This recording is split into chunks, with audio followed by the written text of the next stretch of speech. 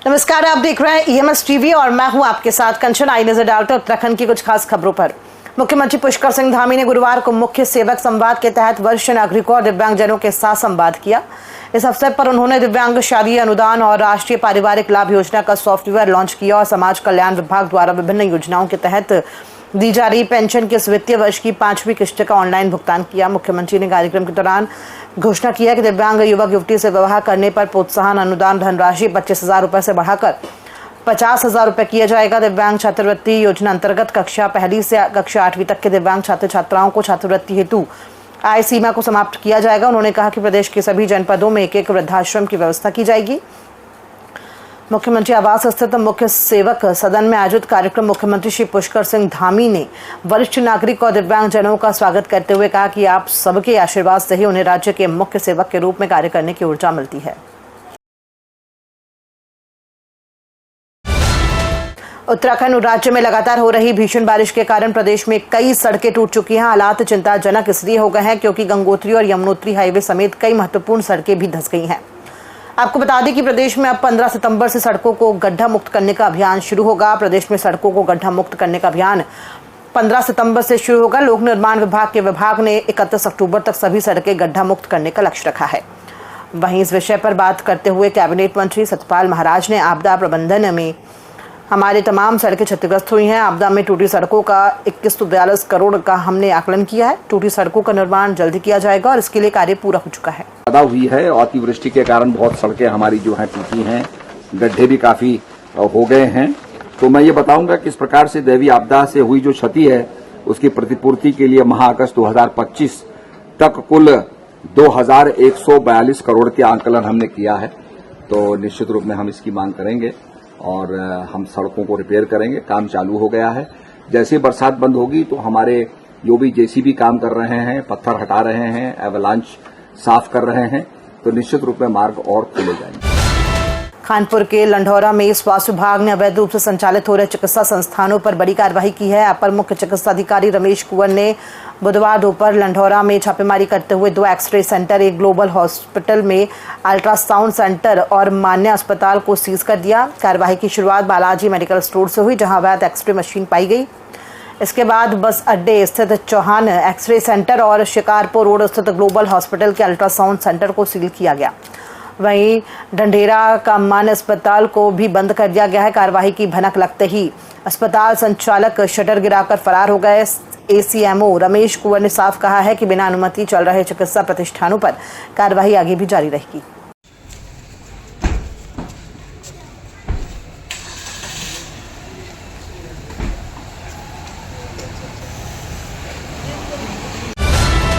राजभवन में शैलेश मटियानी राज्य शैक्षिक पुरस्कार वितरण समारोह कार्यक्रम का आयोजन किया गया। कार्यक्रम में मुख्य अतिथि राज्यपाल लेजन गुरमीत सिंह ने शिरकत की। वहीं इस दौरान अति विशिष्ट अतिथि सीएम धामी और विशिष्ट अतिथि शिक्षा मंत्री धन सिंह रावत भी मौजूद रहे। इस कार्यक्रम में प्रदेश के 16 शिक्षकों को शैलेश मटियानी पुरस्कार देकर सम्मानित किया गया।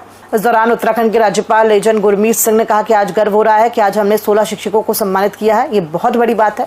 हमने गुरुओं को सम्मान किया है जो हमारे बच्चों का भविष्य तय करते हैं। वहीं इस दौरान मुख्यमंत्री धामी ने कहा कि मैं शिक्षक दिवस की सभी शिक्षकों को बधाई देता हूँ और प्रत्येक वर्ष जो शिक्षा के क्षेत्र में अच्छा कार्य करते हैं हम उन शिक्षकों का सम्मान किया जाता है और 16 शिक्षकों को शैलेश मटियानी पुरस्कार दिया गया। आज अत्यंत हर्ष और गर्व हो रहा है कि उत्तराखंड के पूरे परिवार ने इकट्ठा होकर आज हमारे 16 शिक्षकों को पुरस्कार दिया है। शैलेश मटियानी जी के नाम से जो पुरस्कार है ये राष्ट्रीय शिक्षा दिवस को मनाने का बहुत सुंदर तरीका है। आज हम सब ने मिलकर संकल्प लिया है कि किस प्रकार शिक्षा के एजुकेशन के थ्रू 2047 के अंदर में जो हमने संकल्प लिया है राष्ट्ररूपी परिवार ने, विकसित राष्ट्र, आत्मनिर्भर भारत और विश्व गुरु। देखिए कितना सुंदर बात है कि आज गुरुओं को सम्मान किया है और पूरा परिवार ऐसा लगता है बड़े नेचुरल तरीके से विश्व गुरु का स्थान अवश्य प्राप्त करेगा। शिक्षक दिवस की सभी को बहुत बधाई देता हूँ, शुभकामनाएं देता हूँ। और हम राज्य में प्रत्येक वर्ष जो शिक्षा के क्षेत्र में ऐसे शिक्षक जिन्होंने शिक्षा में नवाचार किया है, उत्कृष्टता प्राप्त की है, और विद्यार्थियों का बहुत शानदार तरीके से मार्गदर्शन किया है।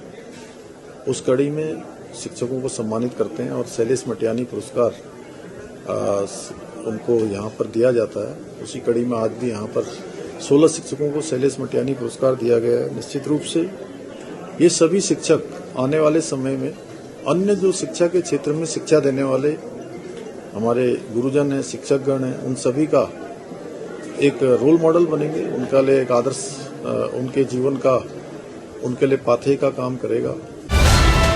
मुख्यमंत्री पुष्कर सिंह धामी ने आज हेलो हल्द्वानी 91.2 FM सामुदायिक रेडियो मोबाइल ऐप का लोकार्पण किया। उन्होंने कहा कि उत्तराखंड के शिक्षा और संस्कृति क्षेत्र में एक महत्वपूर्ण पहल है। उत्तराखंड मुक्त विश्वविद्यालय ने शिक्षा को दूरस्थ क्षेत्रों तक पहुंचाने और आधुनिक तकनीक से नवाचार को बढ़ावा देने की दिशा में उल्लेखनीय कार्य किया है।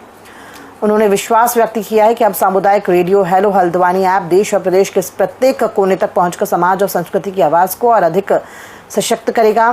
मुख्यमंत्री ने कहा कि शिक्षा केवल डिग्री प्राप्त करने का साधन नहीं बल्कि जीवन को दिशा देने और आत्मनिर्भरता का आधार है।